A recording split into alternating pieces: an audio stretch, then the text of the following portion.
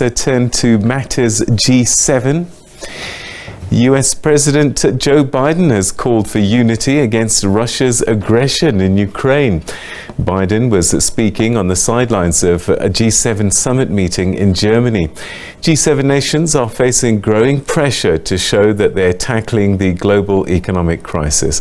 The war in Ukraine has disrupted global supply chains and sent the prices of food, fuel to record highs and further creating humanitarian crises across the world.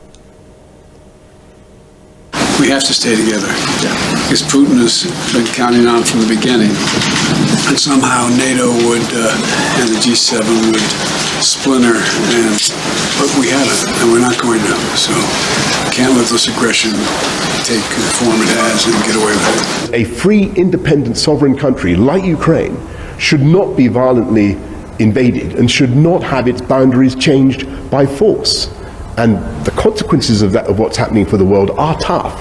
But the price of backing down, the price of allowing Putin to succeed, to hack off huge parts of Ukraine, to continue with his program of conquest, that price will be far, far higher, and everybody here understands that. On food security, we don't need speeches, we need actions, we need to decide, we need measures, and we have a clear vision about what are the different scopes that we need to develop together with our partners and friends in the framework of the G7. First of all, it's important to make everything which is possible in order to unblock the Black Sea, and I hope as soon as possible an agreement will be possible in order to make possible for Ukraine to export through the Black Sea. Greenpeace activists are calling on G7 leaders to end the use of fossil fuels. And they say that fossil fuel corporations are driving global warming to dangerous levels. Activists unrolled a banner on Germany's highest mountain, the Zugspitze. They are calling on G7 leaders to adopt a clear commitment to energy transition that will end all forms of fossil fuels by 2035. The G7 summit, which takes place annually, will this year focus on issues such as Russia's war in Ukraine, climate change, energy, and a looming food security crisis. Well, for some reaction, we're now joined by Max Lawson, who's head of Inequality Policy and Advocacy for OXFAM International. Thank you very much indeed for joining us, and welcome to the program. Thank you. So we're seeing what Greenpeace activists are campaigning for with the G7 grouping. Are you on board with their demands as OXFAM? Absolutely. I mean, we're all on the same page in that, the climate crisis is out of control. I've just recently returned from living in Kenya for some years, and, incredible level of drought, massive problems with crops, and food prices were already starting to rise significantly since March last year because of the climate crisis. So we now have obviously the war in Ukraine making that much worse. So here at the G7, very much people joining the dots between these multiple crises and demanding action. As we well know, and in South Africa, the people are still reeling from the economic impact of COVID-19, and we still have only 18% of people in African nations fully vaccinated. And now we have a food crisis that's driving the price of oil, the price of cooking oil or flour doubling in some places in the space of a few months. So I've been following the G7 and these crises for a long time. I've never seen anything this bad. And I think at the same time, you're seeing an explosion in wealth at the top. So we've had the biggest increase in billionaire wealth that we've ever seen. We've got 62 new food billionaires, so people who've become billionaires because they're making money out of selling food. You've seen one company, Cargill, one of the biggest food companies in the world. It's a family company. They had 8 billionaires in the family. Now, just a short while later, they have 12 billionaires in one family, all making money out of food and energy. So it's not the case that everyone's losing out. There are some big winners out there, and what we want the G7 to do is to tax those corporations, tax those rich individuals, use that money to support agriculture in Africa, to support ordinary people to cope with these terrible increases in prices. Recently, I saw that you said that the conduct of rich countries at the WTO was utterly shameful. Are they behaving shamefully even now when it comes to climate change? I see that Germany is pushing for the G7 to sort of push back from their commitment to stop financing overseas fossil fuels projects by the end of the year. What are your thoughts on this backtracking? I suppose they might say we didn't foresee Russia invading Ukraine. No, they didn't foresee Russia invading Ukraine, it's true, but this is not the right time to be backtracking on climate commitments and the commitment to get out of fossil fuels. You know, we only have a few years left to stop climate breakdown, and as we know best in the continent of Africa, you know, climate change is not something in the future, it's happening right now. You know, people can't remember the last time we had normal seasons, and having a huge impact on people's lives. So it is a real betrayal by Germany, and particularly the Green Party in Germany who are in government, to be pushing to row back on these commitments that were made at the COP meeting in Glasgow last year.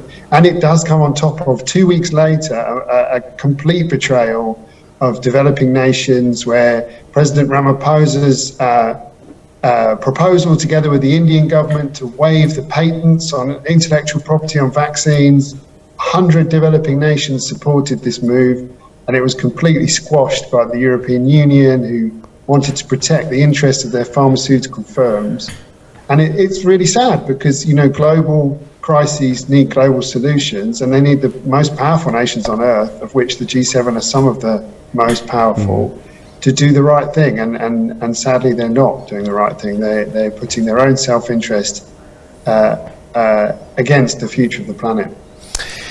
We talk about commitments, we talk about pledges to finance mitigation and development, particularly in the developing nations, by these richer nations, but it does seem to be stuck at pledge point. Are you seeing any movement at all? We are seeing some. I mean, we're going to see some more money for food pledged in the next 2-3 days.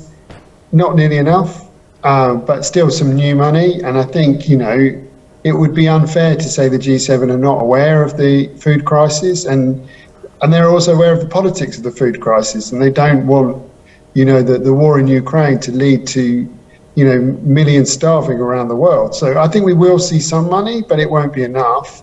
And I think the key area where we would like to see action, and I don't think it will happen, is on the issue of debt repayment, because we have a situation now where the least developed countries, for every dollar they're receiving in aid, they're having to repay $2 in debt repayments. And because of inflation, the Federal Reserve is putting up the interest rate.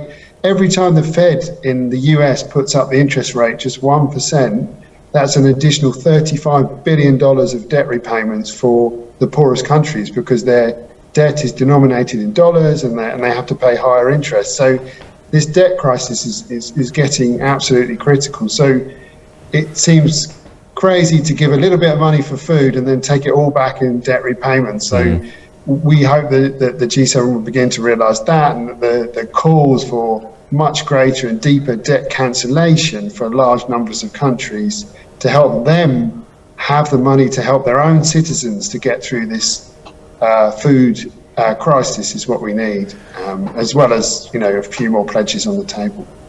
All right, let's go back to the WTO issue, and I know that this is one of the big things that you champion. You were at the G7 summit to OXFAM calling for a comprehensive waiver on IP, on vaccines, therapeutics and diagnostics. The WTO gave some concessions. Was that not enough? What needs to happen? It was definitely not enough. There were some very minor concessions, but it was very much closer to the position that the European Union has had from the beginning of the pandemic, which is they don't want to see any waiver of intellectual property rights. and very far away from the much more comprehensive proposal of South Africa and India, which would have made a big, big difference. It was still something, and it was a testament, if you like, to the championing of this issue by Ramaphosa and his government and others and campaigners around the world, that the European Union and others at least felt they had to do something at the WTO 2 weeks ago, but it really wasn't enough, certainly not enough to enable the mass production of generic vaccines in developing countries, which is what we need. We're heading into a situation in the autumn where once again we have 2 new vaccines produced by Moderna and Pfizer that are specifically designed to tackle Omicron and the newer variants, and they've already been bought up by rich nations. The majority of these vaccines have been ordered by rich countries, and again they're hidden behind patents and monopolies, and Pfizer and BioNTech and Moderna are making $1,000 a second in profit. So this issue of the need to put public health and the public good ahead of private profit still very real, and we will keep fighting on this patent issue because it's vital for this pandemic and for future pandemics. I was just about to ask because, you know, by and large, masks seem to be falling off now. And the pandemic is being treated more as something we live with than something that threatens us as much as it did before. So the demands you're making, could they be about setting up principles about vaccines generally, not just for COVID?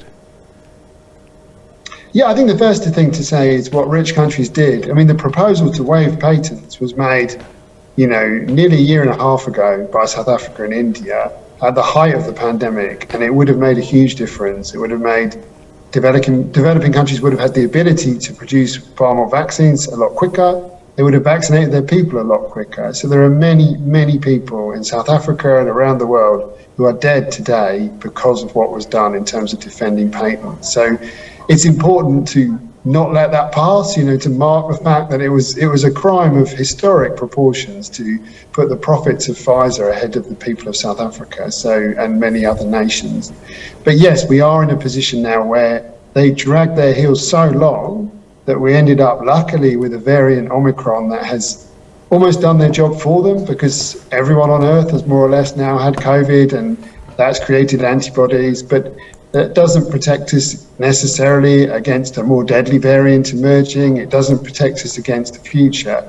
And it doesn't give us a system that's prepared for future pandemics, whether it's monkeypox or polio has just broken out again in London for the first time in 20 years. So, you know, we need to have a system in place globally that we can react to these health problems in a way that's rational and that puts people's health ahead of the profits of a few small companies. Max Lawson, we're going to leave it there. Thank you very, very much indeed for joining us. And let's hope that this G7 grouping plus will listen to some of these desperate cries. Thanks for your time. Thank you for the opportunity. Thank you. All right, that's Max Lawson, Head of Inequality Policy and Advocacy for OXFAM International, with his wish list for the G7 nations that are currently gathering.